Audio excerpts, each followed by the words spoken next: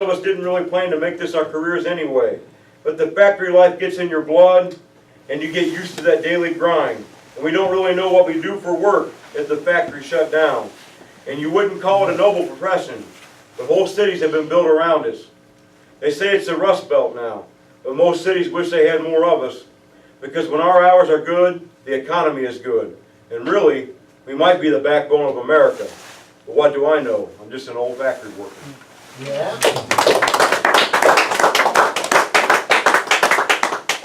I'm going to finish with this one. It's called Bury My Heart in the Gutter. How much longer will I have to endure cable television and paid infomercials? How much longer will I have to endure 24-hour news channels? How much longer will I have to drive through small towns with clean streets and rows of American flags? Or drive through suburbia with its shiny cop cars and shiny cops carrying shiny guns? How much longer will I live counting down the days until they put planet Earth on the endangered species list? How much longer I do not know, but when the end comes, bury my heart in the gutter. Bury it where the pimps and the street preachers work, near the corners where junkies and hustlers share space. Bury it in an alley behind a dumpster or under a bridge where the stray dogs live. Take me back home where $3.75 will buy a bottle of strong, cheap wine. The gutter where I found the people that God never loved. The gutter where I learned that crack cocaine is both the devil and the angel of life. Where I learned that fucking and fighting are the coping mechanisms of damaged people. And that there's nothing softer than the maternal instincts of a kind-hearted whore. Where I learned that when you have nothing, there is freedom. Where I learned that hell is a real place and you don't have to die to go there. Where I learned that I am more than my addictions. And where I learned the most valuable lesson of all, that the same moon that shines on Wall Street is visible from the gutter if you're just wise enough to look up once in a while. My friend, you may not understand, but when this nightmare ends, bury my heart where it came alive, right smack dab in the middle of the motherfucking gutter. Right.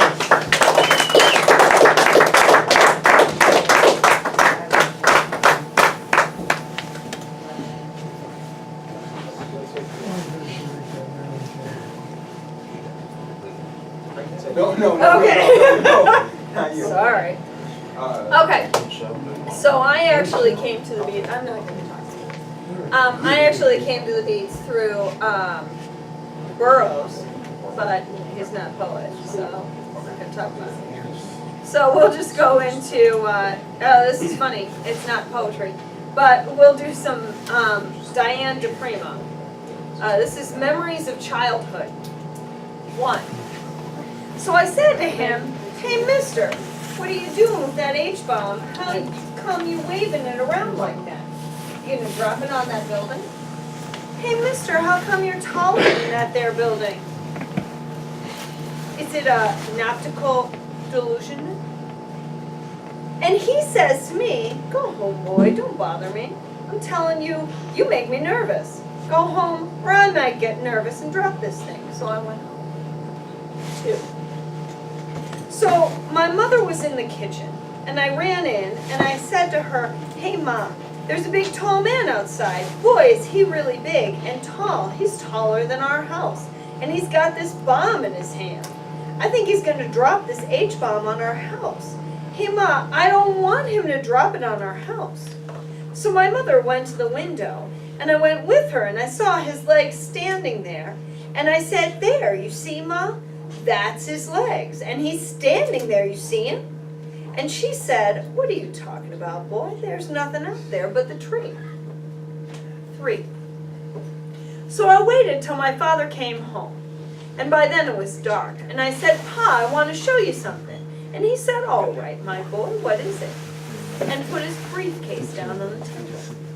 And I said, "Pa, did you notice anything funny when you came in the house tonight?" And he said, "Yes, you didn't put your bike away." And I said, "No, Pa, that's not what I mean." So I took him to the window and I said, "Pa, do you see a man standing out there, a big tall man? I can see his 2 legs, huh, Pa?" And he said, "I do seem to see something out there. Yes, my boy, I do." And I said, "Good, I'm glad you see it, Pa, 'cause that man's standing there holding a bomb over our house, an H-bomb, I think, Pa." and I want you to make them go away. And he said, now wait a minute, boy, I think that's just the outline of the tree. Yes, that's what it is. It's getting dark out there. And it had me fooled for a minute, but there's no such thing as an H-bomb, you know, son. And there's no man out there. 4. So we had supper, and after supper I went to my grandfather's room to talk to him. And I said, Grandpa, what happens if an H-bomb falls? And he said, what, Sonny? And I said, an H-bomb, Grandpa. You know, like an atomic bomb. Only bigger, I think. What happens if it falls? And he said, it'll never happen, Sonny. And I said, why not, Grandpa? Huh? Why not? Don't you believe in H-bombs? Huh? Don't you think there's such a thing? And he said, I believe in God, Sonny, and God would never let it happen. Now go play. 5. So I went out to play, and I got Dick. And he said to me, hey, you know there's a big tall man by my house, and he's holding this bomb, and my mother says he's not there. I said, you too? The same thing with me.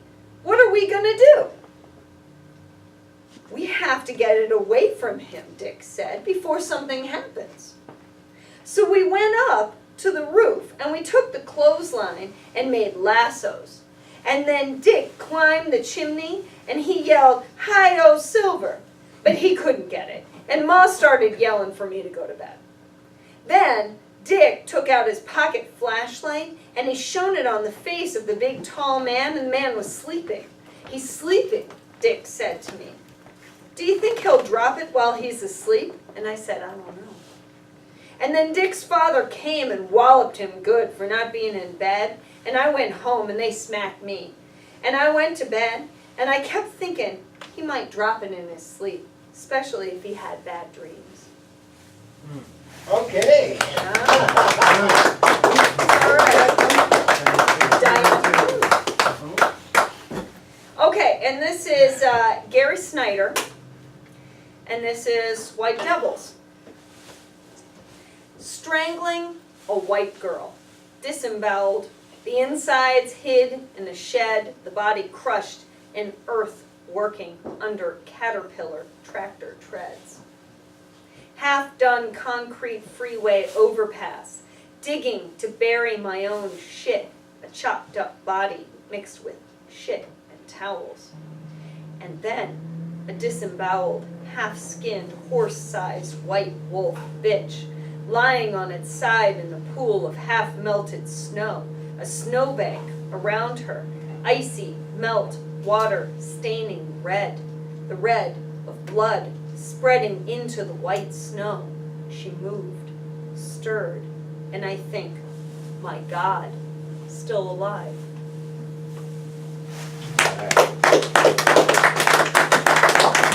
All right. And you know, the first time I read Kerouac, I read a novel, and I did not enjoy it. Since then, I have read many, many things of Kerouac, and actually, I enjoy his poetry most. So here are a couple of Kerouac poems, and I'm going to start with this one. These are from Scattered Poems. This is from Old Angel Midnight, 54.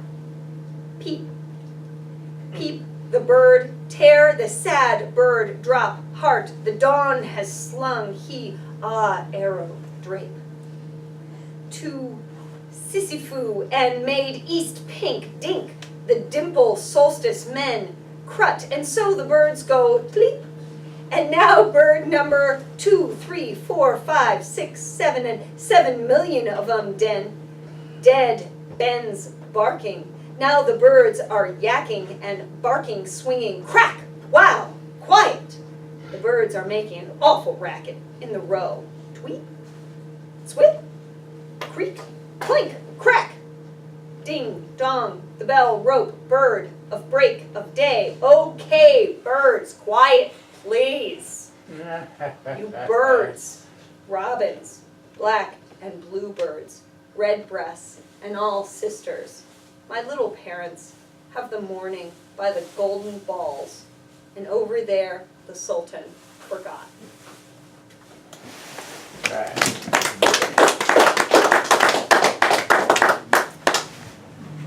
I clearly saw the skeleton underneath all this show of personality. What is left of a man and all his pride but bones? And all his lost snack-o'-nights, and the bathtubs of liquor through his gullet? Bones. He mopes in the grave, facial features changed by worms. From him is heard no more. Life is sick. Dogs cough, bees sail, birds hack, trees saw, woods cry, men die, ticks try, books lie, ants fly. Goodbye. All right.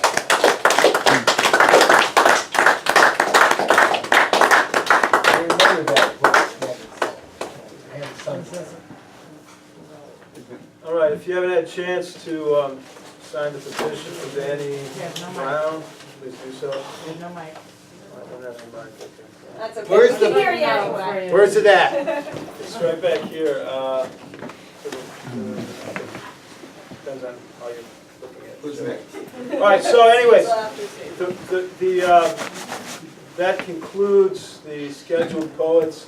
We have time for one or two poems by poets who wanted to read for open mic. You got somebody. So we have Jody, we have Arnie, and I'm sorry, I don't know. Stephanie. What is it? Stephanie. Stephanie, okay, Stephanie. But before we do this, I'd like to thank Stormy, alias Paul Blocker,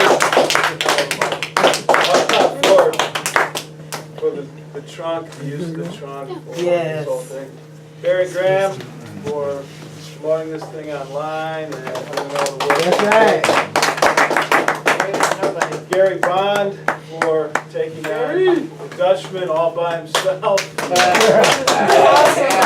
Honestly, man, I didn't think this was going to happen until like 2 days ago. And so here it was tonight. So anyways, I think we did all right. I haven't made it to Toledo. And yes, Like, great. Made it across the state border Yeah. without being a driver. This is awesome. All right. It's the first time I'm kidding. Stay Stephanie? good. Yes. Stephanie.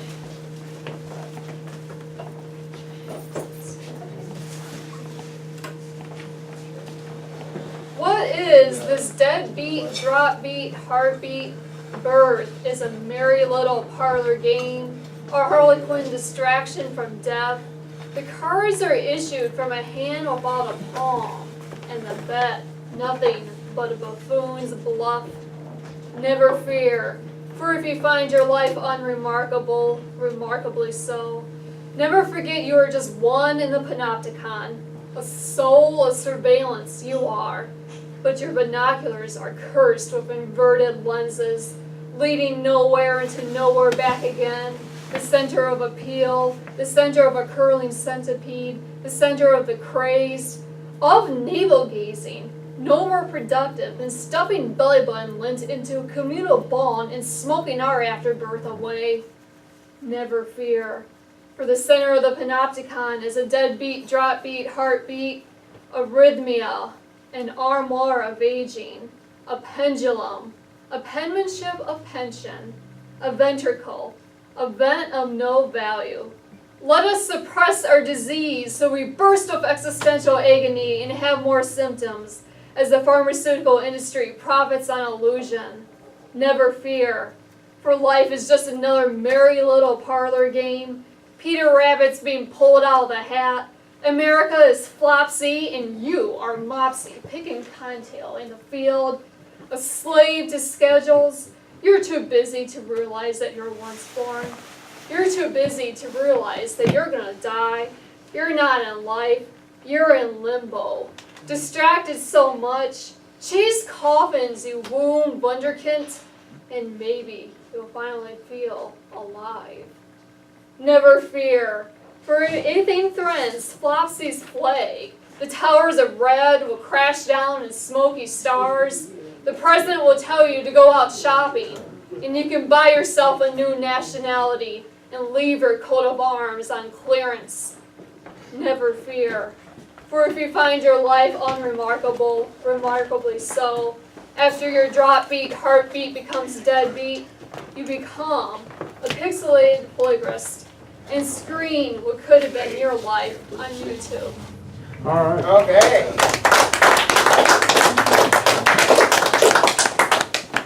So now we're going to time travel forward into 1968 in the National Democratic Convention. And this poem is about the Chicago 8. Art, music, and literature are all responses. Nothing is primordial. Originality is tit for tat as piece to piece is from an eye for an eye. Creation is like eating Adam's leaf covering the groin. And in the groin is a growl from the Black Panthers roaming in the jungle, ready to steal back Adam and steal this book, because he's not going back into the Bible, he's going into the Rolling Stone. And the centerfold will be ripped off and made into a paper airplane to whiz at Humphrey. And Humphrey Dumpty had a great fall into the Guerrilla Theater where the silverbacks grinned at the Black Panthers, to realize that Adam was really Bobby Seale and Eve was Miss Liberty laying on Wall Street's floor as a fake dollar bill. They are mooning everyone in sight. And if you bet their sweet bibbies could talk, they would say, we're going to levitate the Pentagon, levitate the youth, levitate the Yippee Party until we levitate the truth. And after all is said and done, there's only one thing to describe it all, that one scene from Laugh-In. You know what I'm talking about. Very interesting, but also stupid. Okay.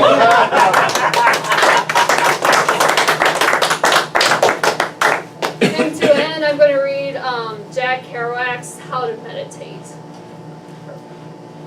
Lights out, fall, hands aclasped, into instantaneous ecstasy like a shot of heroin or morphine. The gland inside my brain discharging the good glad fluid, holy fluid.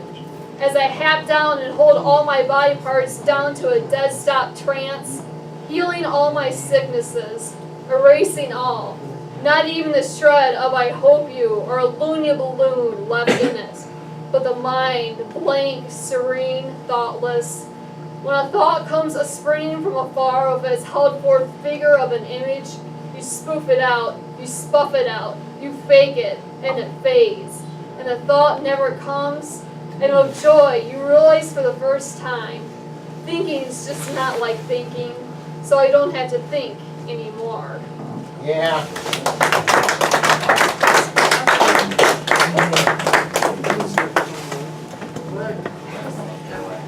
I'll be short. I'll try this. Friday afternoon in the universe in all directions, in and out. You've got your men, women, dogs, horses, sticks, spurts, parts, pens, poos, pails, and paturances. Oh God, never mind.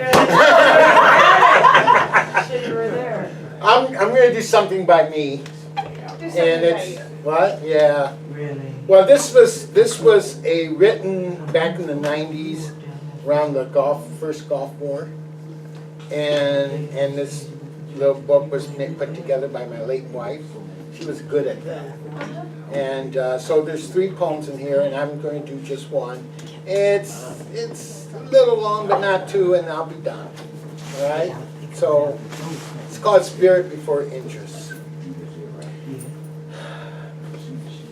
Spirit before interest, blood before oil, cars driving, tanks rolling, blood flowing, hearts pumping, oil wells pumping, the beat of life, the beat of industry. Economic security is not secure. Life is a risk worth taking, worth more than black gold. Service before profit, generosity before money. I throw bread to ducks on water. It is easier to give when we deeply believe the circle of life will bring it back. I don't always take that dive of faith. I get distracted by interest and the anxieties of the moment. Stewardship before property, earth before styrofoam, Father Heaven, Mother Earth. We are the offspring of their spirit-grounded union. Children of God, children of the earth, the sun, moon, and stars bear witness. There's no praise for God without respect for creation. Praise be the earth. There's no respect in acid rain and burning rainforests. These are kicks in God's ball. God groans. We are hurting everything, including ourselves. Let us honor this commandment. Honor our Father Heaven and Mother Earth, who is a living being composed of countless beings, from microscopic dust mites to giant redwoods, from prolific field mice to the endangered blue whale. Each creature, including ourselves, is made up of countless living cells, as well as common elements found in dust, dirt, and stone. More than sought, we are the living cells of the skin of the earth. Intimacy before sex, family before TV. Love your neighbor. He, she is yourself, a stitch in the quilt of humanity, keeping spirit warm. All our neighbors in this global village, let us not unravel. Compassion before comfort, wonder before power. Wonder comes not from what we control. Imagination is how we leap from known to unknown. Let us leap, civilized man and woman, back 20, 40, 60, 80,000 years. Walk in the footsteps of our ancestors who did not know or control as much. See painted images on cave walls with a memory older than our mothers, mothers, mothers, mothers. Hold our primitive beginnings as we would our own child. We are still children pretending to be grown up, still not knowing or controlling ourselves enough. Let us know our mortality, our helplessness. Then and only then will we know the power that is rightfully ours, the power to love, to heal. Law before order, love before law. Let us be in awe of the forces of nature and its invisible driver fueling our life. Humility before status, high life, low life, midlife, whatever life we lead, no matter what our creed, class, sex, preference, nationality or color of skin. Bone is always white, blood is always red.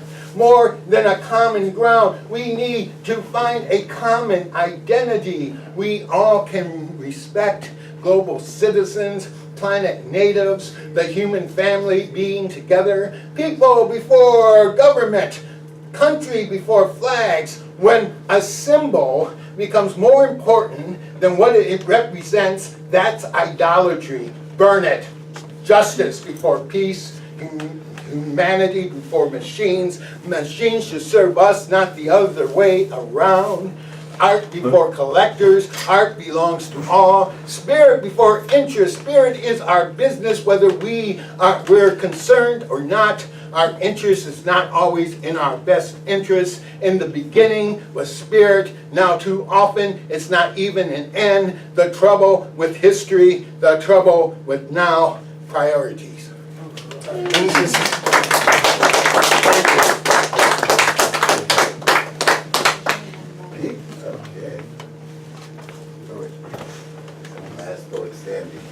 Yes, you are. Always seems to happen.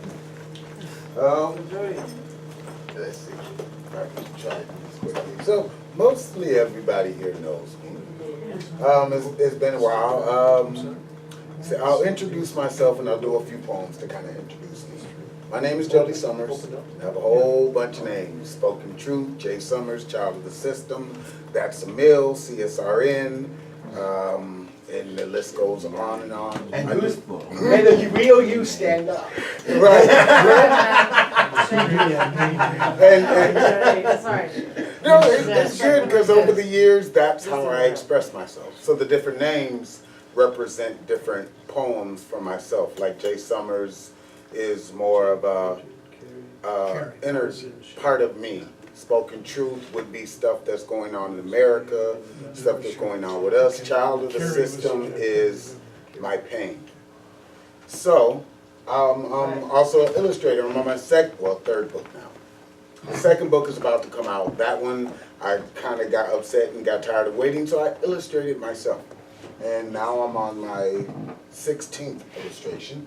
And I'll let you guys see, this is one that I'm actually completing. And I did not know it takes a lot to write. Everyone took about 8 to 12 hours. The Nephilim that I did, if you guys go to my page and see, that was a 2-day project. This one is turning into 3 days. It's a deconstruction of the human face. It's Black Lives Matter, all lives matter, are in the middle. And now I know how to do the rotating pictures, if you see some of my other drawings. As you keep rotating it, it turns into Trump versus us. And the face will be made up of things that represent us in these times. And I don't know, I'm weird. Yeah. But, so let me introduce myself. I thought you did that. This is Simple Man. I would love to live up to the person people make me out to be. Strong-willed, outspoken, never sheds a tear, always has something positive or inspiring to say, and always a smile, yes, always a smile upon my face. But I am just a simple man, you see, who most of the time I am filled with fear, regret, and responsibility, but hope that this simple man can bring some type of unity into his community.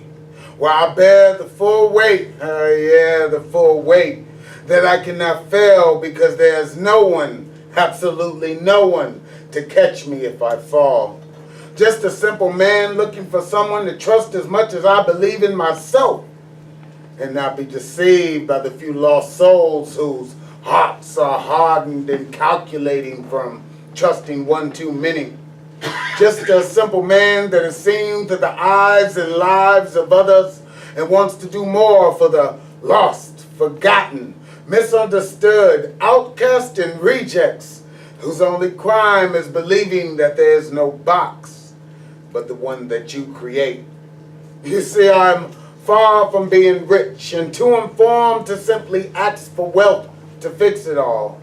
So I lend you my ear and knowledge from past mistakes in hopes just to reach one that will evade most of the mistakes that this simple man has made in the time given to him. I want more than I believe time will allow me to complete. I am a simple man with dreams bigger than my wallet and hopes and imagination that cannot be quantified, calculated, or determined by someone's doubt. But what makes me a simple man, you see, is not faith, age, race, fear, or pain, but the fact that while I speak, you respond. And I know I'm not alone because I still have the attention of those I've yet to reach. Okay. That, and I don't know, as I keep reciting and keep going over, when I wrote it, I was that person, and now I'm kind of living that person through every time I'm like, hey, that's what I do. It's not intentional, it's not a gimmick, it's just kind of a way to describe my life. Let's see. I think I want to do a Trump one. So, again, I'm CSRN, Black Lives Matter, Equality for Toledo, Aid for Trump. Hopefully, if I get the call back, I'll be going to either Puerto Rico, Texas, or Florida to help with aid relief for about a month, because that's what I enjoy doing. I enjoy building communities on the fallen leaders that's left them that way. See? But, so back when I was doing the protesting, and I wrote actually a story. It's in the next book. I have the first book, if you guys want to know about it. It's about domestic violence, poetry, true life stories, but diluted so much that the real people don't have to ever go through them again.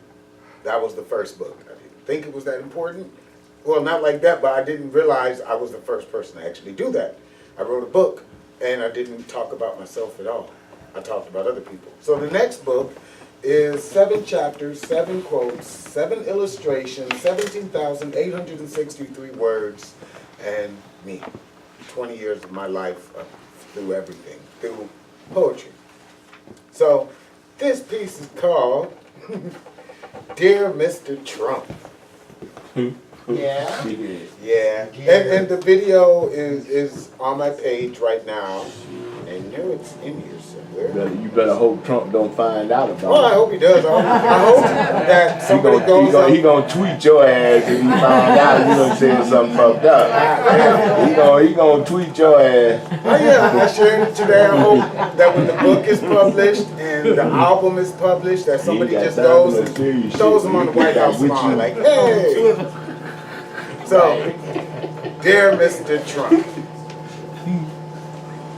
Dear Mr. Trump, you will not run me out of my country. No matter how many walls, no matter how many laws, or how much hate you try and spread. I will not recognize you as my leader because you do not give a fuck about the people. My ancestors, brothers and sisters bled, cried, screamed, and broke chains for their freedom. Your pen will never be mightier than the people. The ink is all dried up, watered down with the tears of investment bankers and brokerage loans. The parchment you choose to write your broken bills on will never be accepted in my home. It's not even good for firewood because it's been treated with prison loans, pipeline disasters waiting to happen, budget cuts for the rich, medical nightmares for the poor, and immigrants afraid to leave their homes. Dear Mr. Trump, the people are not a commodity for you to do as you see fit with. You cannot file us into bankruptcy or offshore accounts. We are not numbers to crunch or lawsuits to obey for you to make your bottom line. We are the people, human beings, souls, the life force of this country. And if you push us, there will be no secret service, no wall, no constitution, no mandate you can sign that will keep us from finding you. Leaving behind nothing but spray tan imprints, scattered strands of hair, and a few hateful, inaccurate Twitter lines. So Mr. Trump, straighten up. Please stand in line. The whole country is watching you. We know where you live, the bunkers where you may try and hide. And even Air Force One can fly that high or keep you in the sky when the country decides it's time to say goodbye. Much love, POTUS. Sleep tight.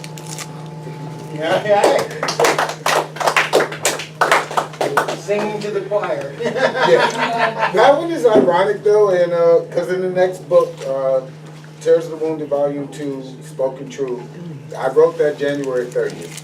It's kind of funny how not much has changed. And because between